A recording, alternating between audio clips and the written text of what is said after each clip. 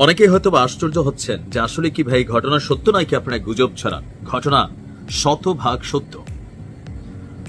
শেখ হাসিনার সরকার উৎখাতের পেছনে মার্কিন যুক্তরাষ্ট্রের যে ডিপ স্টেটের কি পরিমাণ ভূমিকা ছিল, এমনকি আওয়ামী লীগ সরকারের 3 জন বাঘা বাঘা মন্ত্রী শেখ হাসিনার খুব কাছের লোক, যাদের উপর তিনি ভরসা করে চলতেন, তারা কিভাবে সরকারের বিরুদ্ধে নিজেদের অবস্থান নিয়েছে, মানুষকে খেপিয়েছে, ভারতের করা একটা রিপোর্টে নিশ্চয়ই আপনারা দেখেছেন।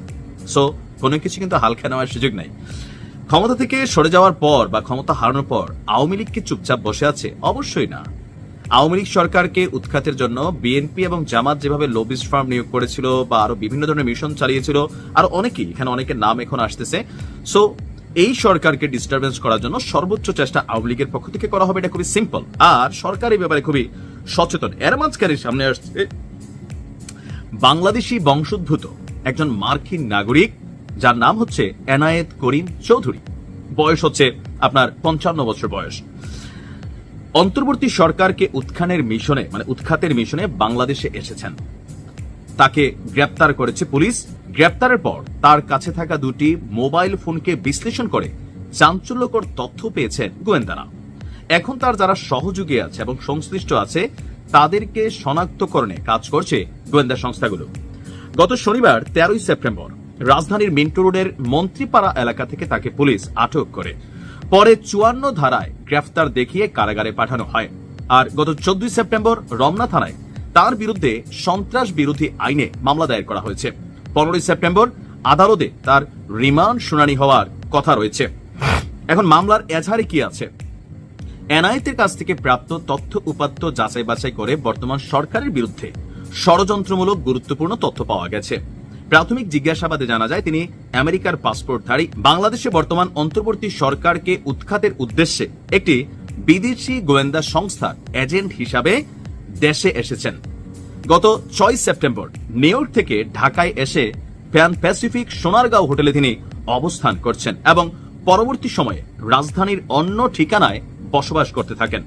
তিনি সরকারের নীতি নির্ধারক এবং বিভিন্ন রাজনৈতিক প্রভাবশালী নেতাদের সঙ্গে গোপনে বৈঠকও করেন। এছাড়া উল্লেখ আছে তিনি বর্তমান সরকার পরিবর্তন করে নতুন জাতীয় সরকার বা তত্ত্বাবধায়ক সরকার গঠনের পরিকল্পনা নিয়ে কাজ করছিলেন এবং সরকারি ও বেসরকারি উচ্চ পর্যায়ের ব্যক্তি, রাজনৈতিক নেতাদের সঙ্গে কথাবার্তা বলে তথ্যপাত্র যা পাইতেন তা বিদেশি গোয়েন্দা সংস্থাদের কাছে পাচার করতেন। এনায়েত করিম চৌধুরী নিজেকে অন্য দেশের গোয়েন্দা সংস্থার সাথে চুক্তিভিত্তিক এজেন্ট, সাময়িক চুক্তিভিত্তিক এজেন্ট, একজন কর্মকর্তা হিসেবে তিনি নিয়োজিত আছেন। তার কাছ থেকে পাওয়া তথ্য দেখা গেছে সরকারের নীতি নির্ধারক থেকে শুরু করে বিভিন্ন জায়গায় তার কমিউনিকেশন আছে। একটি হোটেল এবং গুলশানের একটি ফ্ল্যাটে অবস্থানকালে একাধিক গোপন বৈঠকও ইতিমধ্যে সেরে ফেলেছেন।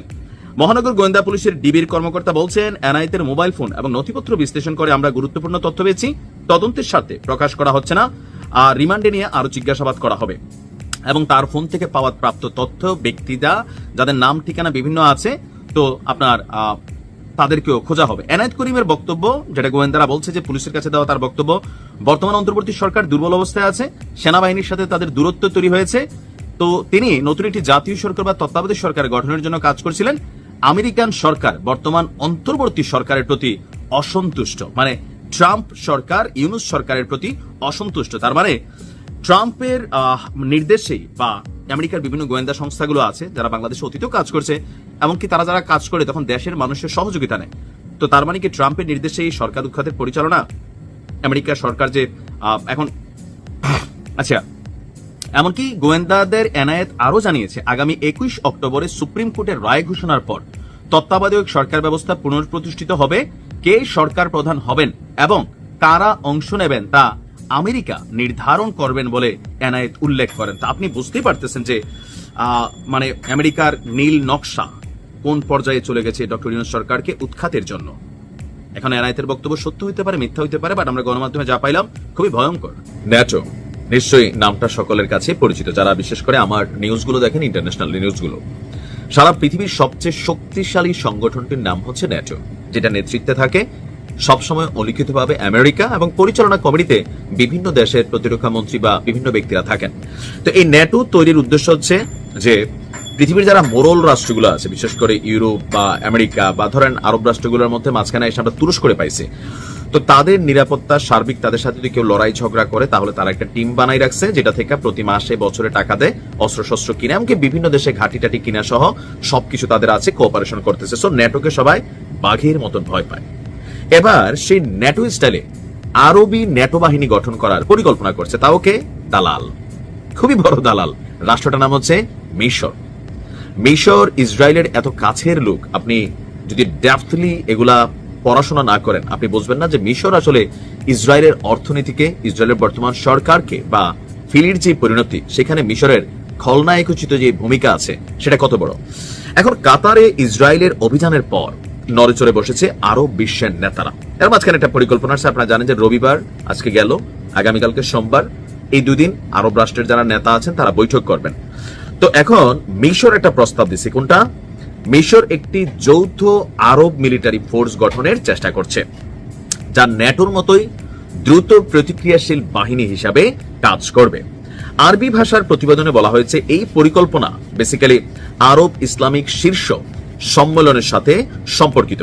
President Abdel Fattah al CC, মিশরের যে প্রেসিডেন্ট আছেন, এই ফোর্সটি গঠনের জন্য আরব দেশগুলোর পুনরায় সমর্থন জোরদার করতে কাজ করছেন।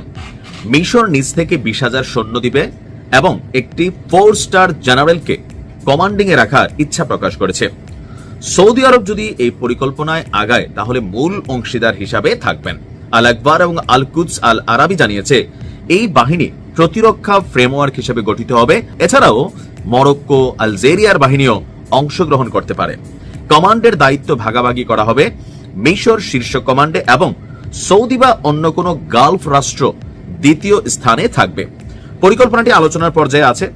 আর এখন দেখেন এটাতে আসলে কেন হঠাৎ করে মিশরের চিন্তা আসছে, আপনি একটু যদি এথিক্যালি চিন্তা করেন, সেটা হচ্ছে গেল কয়েকদিন যাবৎ বৃহত্তর ইসরায়েল, গ্রেটার ইসরায়েল, এর জন্য সবচেয়ে আগে দরকার হচ্ছে মিশরকে। রাষ্ট্র হিসেবে মিশরের পরিধি বিস্তৃত, বিশাল, ব্যাপক। আর এই মিশরকে বা জর্ডানকে, মিশরের সাথে বর্ডার আছে কোথায়? গাজার। গাজা এখন কাদের দখলে চলে গেছে? ইসরায়েলের।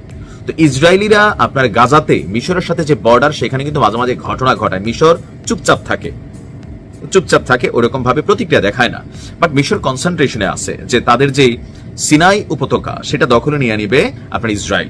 তো এরকম আরো অনেক ইস্যুতে মিশর কিন্তু ভয় পাচ্ছে, আর সেই ভয়ের জায়গা থেকে নিজেরাই আগ বাড়াইয়া আইসা আরবদেরকে নিয়ে একটা ন্যাটো গঠন করতে চাচ্ছে, আরবি ন্যাটো। তবে এই ন্যাটোর আসলে কাজ কি দেখেন, এরা গঠনের আগে বলতেছে আমরা ইসরায়েলের সাথে উত্তেজনা বাড়াবো না। তো কি করবা? আমাদেরকে মারলে আমরা শুধু ছাতাটা দিয়ে ঠেকাবো, আমাদের দিকে আসলে আমরা শুধু থামাবো, কিন্তু আমরা কিচ্ছু করবো না। কাতার কিছু করতে পারছে? এতগুলো আরব দেশটা ইসরায়েল গন্তেছে, গোত্তা খাওয়াই দিছে না। আরব দেশগুলোর বিরুদ্ধে ইরান ছাড়া, লেবানন ছাড়া, গাজা ছাড়া, ইয়েমেন ছাড়া, ইরাক, সিরিয়া, এই কয়েকটা রাষ্ট্র ছাড়া বাকি যে আরব রাষ্ট্রগুলো আছে তাদের বিরুদ্ধে যখন ইসরায়েল অভিযান চালাবে আমরা বলবো জিন্দাবাদ, জিন্দাবাদ, ইসরায়েল জিন্দাবাদ। ঠিক আছে, আমি এটা করবো ভাই, আমরা ফলো করতে পারেন, আনফলো করতে পারেন। কজ আমি মনে করি যে এরা আসলে নিজেদের আরবদের জন্য, মুসলিম বিশ্বের জন্য এদের কোনো এখানে ভূমিকা নাই। নিজেদের ওই বেলি ডান্স, সুররা, এগুলা খাওয়া ছাড়া কোনো কাজ নাই।